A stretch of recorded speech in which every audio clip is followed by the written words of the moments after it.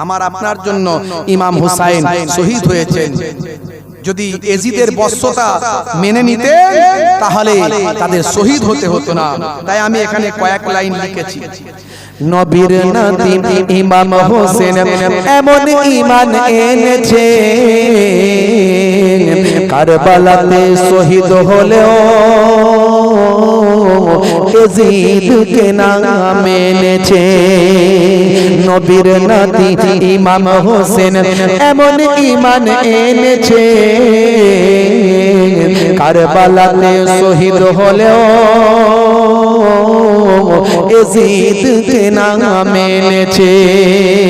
বলুন না সুবহানাল্লাহ। জোরে হবে না? আর জোরে হবে না? কুফাবাসী ইমামকে ওই চিঠি কত দেয়, ভালোবেসে দেখে কেন জুলুম করে ভাই, অন্যায় ভাবে আঘাত করে, অন্যায় ভাবে আঘাত করে, অন্যায় ভাবে আঘাত করে কারবালা। রক্তে মাটি লাল হয়ে যায়, তবু রাসূল ছাড়ে না। রক্তে মাটি লাল হয়ে যায়, তবু রাসূল ছাড়ে না।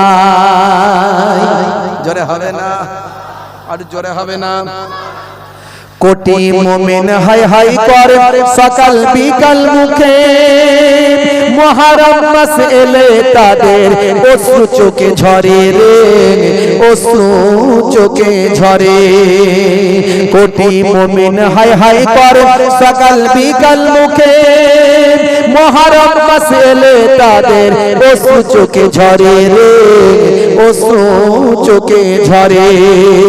ওরে যদি করলেন নবীর নামাজ, যিনি হলেন জান্নাতের যুব বাদশাহ, সারা গায়ে রক্ত ঝরে, সারা গায়ে রক্ত ঝরে কারবালা হয়েছে। তারপরে তেও ইমাম হোসেন রাসূল নাহি ছেড়েছে। আর জোরে হবে না? আর জোরে হবে না? পানি পানি নবীর নাতি হাহাকার কত করেছে, তারপরে তেও এজিদ সেনা ফোরাত ঘিরে রেখেছে। তারপরে তেও এজিদ সেনা ফোরাত ঘিরে রেখেছে। আড়াই বছর ইমাম ছিলেন আসগার পেরেশান, মাতৃ দুগ্ধ শুকিয়ে গেছে, সন্তান নিয়ে যান। কয়েকদিন পানি নাই তাঁবুর ভিতরে, মাতৃ দুগ্ধ শুকিয়ে গেছে। ইমাম হুসাইনের স্ত্রী আম্মা জান বলছেন, এই 2.5 বছরের আলী আসগারকে নিয়ে গিয়ে জালেমদেরকে একটু দেখান, যদি জানে দয়া মায়া হয় এক পেয়ালা পানি যদি দেয়। দুশ্মনী তো আপনার সঙ্গে, বাচ্চার সঙ্গে নয়। তাই 2.5 বছরের বাচ্চাকে নিয়ে হযরতে ইমাম হুসাইন রাদিয়াল্লাহু তাআলা আনহু কারবালার ময়দানে দেখাতে লাগলেন। 2.5 বছর ইমাম ছিলেন আসগার পেরেশান, মাতৃ দুগ্ধ শুকিয়ে গেছে, সন্তান নিয়ে যান।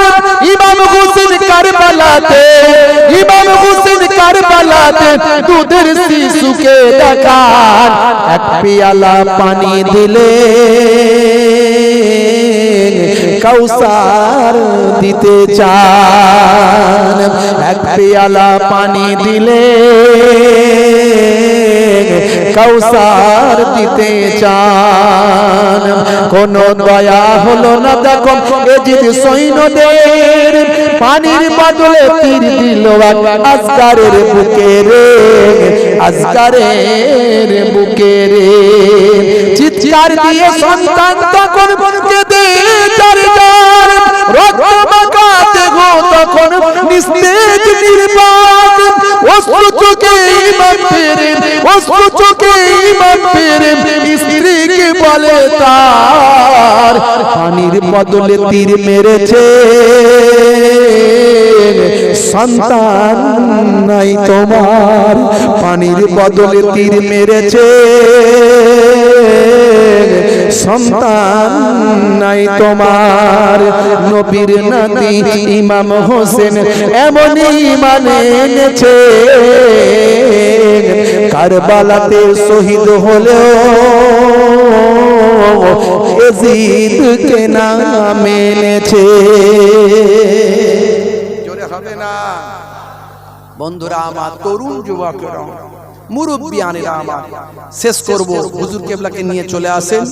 তাহলে 61 হিজরি 10 মুহররম শুক্রবার, এই যে আশুরার দিন গেল শুক্রবার, ওই দিনই কারবালা ময়দানে অনেক ঘাত প্রতিঘাত, অনেক ঘটনা, এর মাঝখান দিয়ে ইমাম হুসাইন রাদিয়াল্লাহু তাআলা আনহুকে আকবর শাহ খান নাজিবাবাদের লেখা তারিখুল ইসলাম একটা রেপুটেড কিতাব, তার রাইটার তিনি বলেন ইমাম হুসাইন রাদিয়াল্লাহু তাআলা আনহুকে সুনান বিন নাখির ওয়াল্লামের আঘাতে ইমাম হুসাইন রাদিয়াল্লাহু তাআলা আনহু নওয়াসে রাসূল কারবালা ময়দানে শহীদি মওত বরণ করেন। ইন্না লিল্লাহি ওয়া ইন্না ইলাইহি রাজিউন।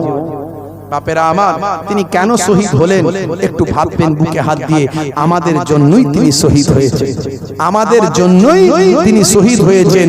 আমরা ইমাম হুসাইন রাদিয়াল্লাহু তাআলা আনহুর শুধু আলোচনা শুনলে হবে না, তিনি নানা জানের তৈরি রাসূলে পাকের হাত দিয়ে কমপ্লিট হওয়া ইসলাম যাতে এজিদের হাতে গিয়ে ধ্বংস না হয়ে যায়, তার জন্যই ইমাম হুসাইন রাদিয়াল্লাহু তাআলা আনহুর প্রতিরোধ ছিল। তবে তিনি যুদ্ধ করেননি, মারপিট করেননি, তার প্রতিরোধটা কি না এজিদকে তিনি মেনে নেননি, এর ফলে তাকে শহীদ হতে হয়েছে। শহীদ হয়ে তিনি পরাজয় বরণ করেননি, বরং শহীদের মধ্যে দিয়ে, শাহাদাতের মধ্যে দিয়ে ইসলাম পুনরায় জিন্দা হয়েছে। ইসলাম জিন্দা होता है हर करबला के बाद। জোরে বলুন সুবহানাল্লাহ, জোরে হবে না?